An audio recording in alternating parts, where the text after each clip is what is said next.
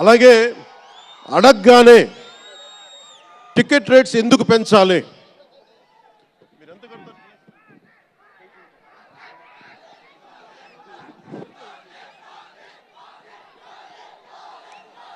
Ticket rates ఎందుకు పెంచాలి అని చాలామంది అడుగుతూ ఉంటారు. ఒక నిమిషం థ్యాంక్ యూ. సినిమా రేట్లు ఎందుకు పెంచాలని అడుగుతారు. ఈ రోజున సినిమా రేట్లు పెంచాలి అంటే it's a purely demand and supply. నాకు శంకర్ గారి సినిమా నేనే బ్లాక్లో కొనుక్కొని చూశాను చెన్నైలో. అది నా సరదా. అది అంటే నాకు ఇచ్చిన డబ్బులు నేను కొనుక్కొని చూశాను. ఇప్పుడు ఆ బ్లాక్లో వెళ్ళే డబ్బు ఎవరికి వెళ్ళిపోద్ది. అలా కాకుండా టికెట్ రేట్లు డిమాండ్ అండ్ సప్లై మీద ఉంటుంది. అలాంటి డబ్బులు పెరిగితే మీరు ఇష్టపడి మీ హీరోకో ఏదో ఇష్టమైన సినిమాకో మొదటి రోజే చూడాలనుకుంటారు. That's a demand. అందుకని ఎందుకు ఇంతంటే బడ్జెట్స్ పెరిగిపోయినాయి.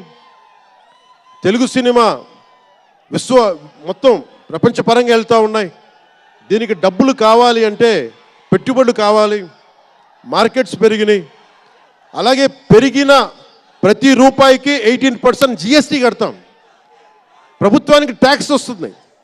పెరిగిన ప్రతి రేటుకి ట్యాక్స్ వస్తుంది. ఇదేదో ఉట్టినా ఇవ్వట్లేదు ప్రభుత్వం. ప్రతి ఒక్కరికి ఏముంటుందంటే దీని ఒక ఫాల్స్ నెరేటివ్ ఉంది బయట.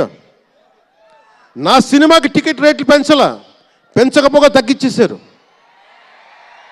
భీమ్లా నాయక్కి ఇప్పుడు చాలామంది హీరోస్ అందరూ కూడా వాళ్ళెవరూ కూటమికి మద్దతు చెప్పలేదు. కానీ మేము ఎక్కడ వివక్ష చూపించాల.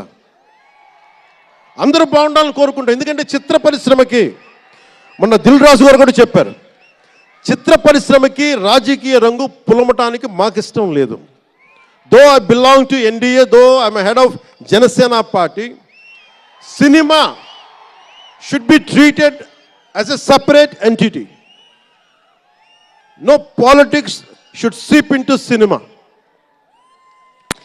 మిల్టన్ ఫ్రైడ్మన్ అనే ఒక ఎకానమిస్ట్ ఒక చిన్నపాటి పెన్సిల్ని ఇలా చూపిస్తూ, ఈ పెన్సిల్ని తయారీకి ఈ కనిపించే టిప్పు ఈ మెటీరియల్, దీని లోపల ఉండే గ్రాఫైటు ఈ మెటీరియల్, ఇవన్నీ ఒక్కొక్కటి చెప్పుకుంటూ దీనికి వెనక పెన్సిల్ ఉండే రబ్బరు ఇది ఎక్కడి నుంచి వస్తుంది ఇలా చెప్పుకుంటూ వెళ్తా, ఇది ఒక్క ప్రాంతం నుంచి రాలా, అనేక దేశాల నుంచి. గ్రాఫైట్ ఏమో ఎక్కడ వేరే కంట్రీస్ నుంచి. ఈ పెన్సిల్కి పెట్టిన మన బ్రాంజ్ రిబ్బన్ను అదేమో వేరే చైనా నుంచో లేదంటే ఏషియా నుంచి. ఈ చేసిన వాళ్ళందరూ ఒక మతం కాదు, ఒక కులం కాదు, ఒక దేశం కాదు. ఒక చిన్నపాటి పెన్సిల్కే ఒక రకరకాల వ్యక్తులు, రకరకాల దేశాలు కలిసి రావాలి. అలాంటిది ఇంత సినిమాకి శంకర్ గారు తమిళియన్, మనకి దిల్ రాజు గారు ఫ్రమ్ తెలంగాణ. ఇక్కడ ఒక్కొక్కరిని అడగండి, ఒక్కొక్కరు ఒక్కొక్క రాష్ట్రం నుంచి వస్తారు.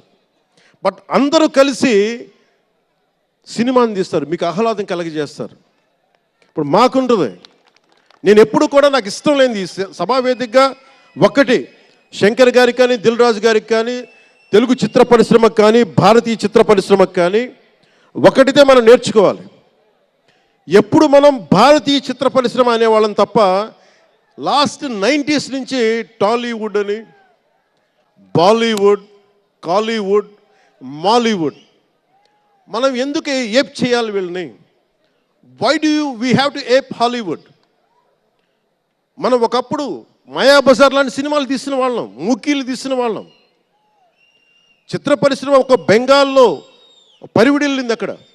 సో మనం ఎందుకు వీళ్ళని ఫాలో అవ్వాలి? వాళ్ళు హాలీవుడ్ డిసిప్లైన్ ఫాలో అవ్వం, Hollywood method of film making follow అవ్వం, Hollywood method of skill development follow అవ్వం. కానీ ఆ వుడ్ను మటుకు తీసుకున్నాం, మాలీవుడ్. ఇది మటుకు మానాలి. ఎందుకంటే మనకు ఒక కాళిదాసు ఉన్నాడు, మహా కవులు, కళాకారులు గొప్ప గొప్ప కావ్యాలు రాశారు. సో మన జాతి తాలూకు ప్రాముఖ్యతని సినిమాలే చెప్పగలగాలి. అందుకని హాలీవుడ్ని అనుకరించడం మానేయాలి. మనదైన సత్తా, మనదైన కథ, మనదైన బలం మనం చూపించాలి విశ్వానికి. అది చూపించకపోతే ఏమవుద్దంటే ఎక్కడ కూర్చొని ఈరోజు ఇప్పుడు కాపీ చేద్దామంటే కుదరదు. You have to come with original stories. సహజమైన కథలతో పట్టుకురావాలి. ఆ విధంగా ఉండాలి అంటే ముందు చిత్ర పరిశ్రమలో కూడా చాలా డిసిప్లిన్ రావాలి.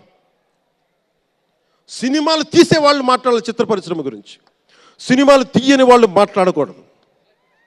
సినిమాలు తీయకుండా రాజకీయాలు చేసేవాళ్ళు మాకు నచ్చం. అది ఎన్డీఏ తరపు నుంచి నేను చెప్తా ఉన్నాను. తెలుగు చిత్ర పరిశ్రమ గురించి మాట్లాడాలి అంటే సినిమాలు తీసి దానికి సాధక బాధలు అర్థం చేసుకున్న వాళ్ళే మాట్లాడాలి. మన తెలుగుదేశం, జనసేన, భారతీయ జనతా పార్టీ, ఎన్డీఏ ప్రభుత్వం వారితోనే మాట్లాడతాం, వారితోనే గుర్తిస్తాం. అలాగే చాలాసార్లు సినిమా టికెట్ల కోసం హీరోలకి పనేంటి, హీరోలు ఎందుకు రావాలి, అది మాకు ఇష్టం లేదు. మహా అయితే నిర్మాతలు రండి, ఒక ట్రేడ్ బాడీ రండి, మీ యూనియన్ రండి, మేము అది ఇచ్చేస్తాం. అంతేగాని హీరోలు వచ్చి మాకు నమస్కారాలు పెట్టాలి,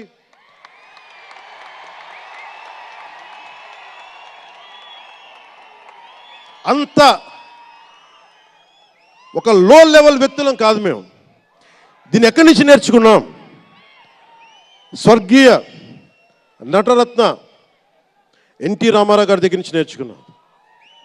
మహానటుడు, ఆయనని ఎంతమంది విమర్శించినా, కోటా శ్రీనివాసరావు గారు విమర్శించినా, ఆయన ఎప్పుడన్నా యాక్ట్ చేస్తే ఆయనతో పాటు ఏం బ్రదర్ బాగున్నారు అని చెప్పి చాలా గుండెలు నిండుగా పలికే వ్యక్తి మహానుభావుడు ఎన్టీ రామారావు గారు. ఇంత తెలుగుదేశం పార్టీ ఎన్టీ రామారావు అన్నిసార్లు ముఖ్యమంత్రిగా ఉన్నప్పుడు కూడా ఎప్పుడు ఘట్టంలేని కృష్ణ గారు కాంగ్రెస్లో ఉండి కూడా కనిపిస్తే ఇద్దరు ఆప్యాయంగా మాట్లాడుకునే వాళ్ళు. ఎన్టీ రామారావు గారు ఎప్పుడు వివక్ష చూపించలా. ఇది చిత్ర పరిశ్రమ తాలూకు ఔన్నత్యం. ఇది అదే ఔన్నత్యాన్ని మేము కొనసాగిస్తున్నాం, అదే మేము కోరుకుంటా ఉన్నాం. అంతేగాని గతం ప్రభుత్వంలో లాగా మీరు అభిమానించే మెగాస్టార్ చిరంజీవి గారు లాంటి వారిని కానీ, బాహుబలి ప్రభాస్ గారిని కానీ, మహేష్ గారిని ప్రిన్స్ మహేష్ అంటారు కదా, మహేష్ గారిని కానీ ఇంకెవరిని వెళ్ళరా. I love you Ram Charan, I love you all.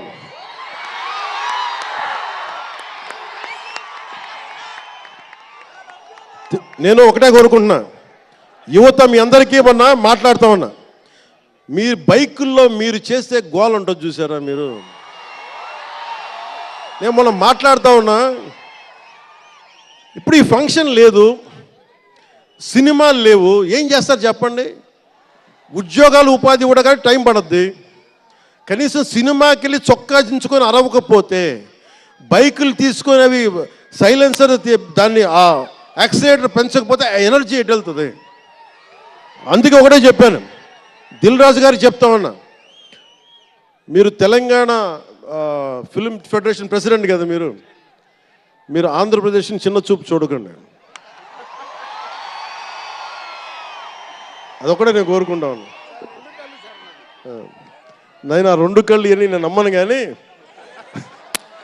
మీరు తెలుగు చిత్ర పరిశ్రమని అటు తెలంగాణలోను ఇటు ఆంధ్రాలోను రెండు చోట్ల అద్భుతంగా ఉండాలని కోరుకుంటున్నాను.